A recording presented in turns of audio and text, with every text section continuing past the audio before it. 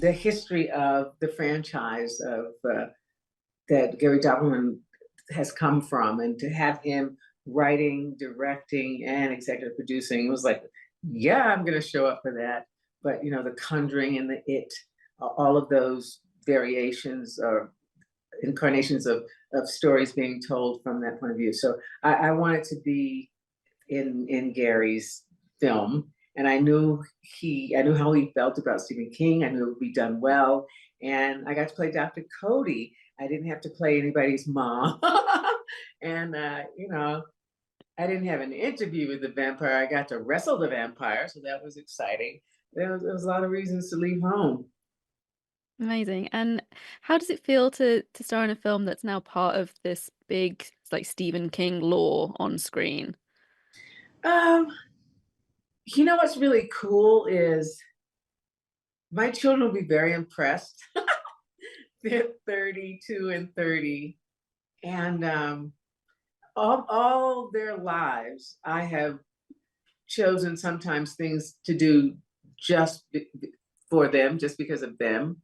And it's great when people in public say, oh, they all know something different or they all speak of something different. But there's a couple of times when my kids have said, oh, mom, like the first CD they ever kept was The Core. And I was like, that's interesting. But they actually got the CD, they kept it, and they would watch it. I'm saying CD, the DVD. But then I know they are going to really be into this. So I like to impress my kids. When they were little, I did like Brave Little Toaster and Shelley Duvall. Speaking of Stephen King and thinking of The Shining, Shelley Duvall's fairy tale theater that HBO did. I did that for them when they were, 3 and 5. So yeah, that's the thing that because you don't impress, or you're not impressed, and you don't work to impress. When you put a product out, it belongs to the viewer. So when people say, well, what do you want people to take away? That is not my business, because everybody comes with their own history and their reason for being there. And it's not, creativity is nothing that begins and ends with a human being. It's a scientific principle, I think. And so it's you put it out there, and you enjoy the myriad of kind of receiving that happens in the world once you put something out. Yeah. And this film's got such a great kind of ensemble cast. Could you tell me a little bit about working with the likes of Lewis Pullman and Bill Camp? Oh yes, and I so loved the nights that I got to work with Bill, and then we hung out together also, and had good times.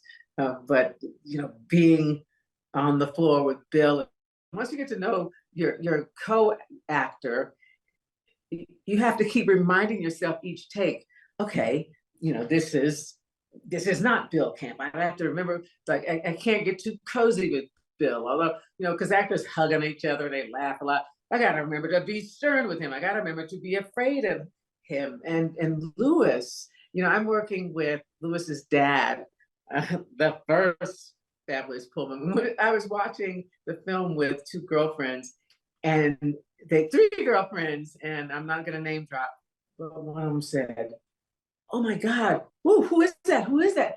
I said, that's Lewis Pullman. Pullman as in Bill? And I said, yeah.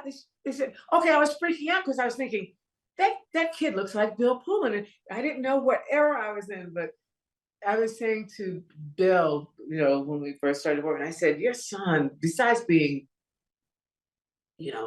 dynamic, brilliant, so relaxed and easy, and a true and honest performer, I said he is like the ultimate number one on the cast on a call sheet, because he acts like everybody's on the same number, and he treats people that way. He looks after people. He is a star, not because of the attention that goes towards him, but because of the quality of man he is. And so there was a lot of fun, a lot of giggles, and as you would imagine, because, you know, things were horrible and we were having to be dramatic sometimes. And oh God, in the middle of the night. And yeah,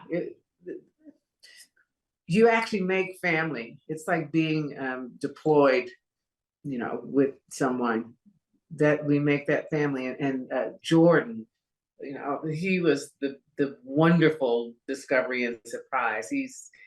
We're going to be seeing him a lot. Who played Mark, the young kid.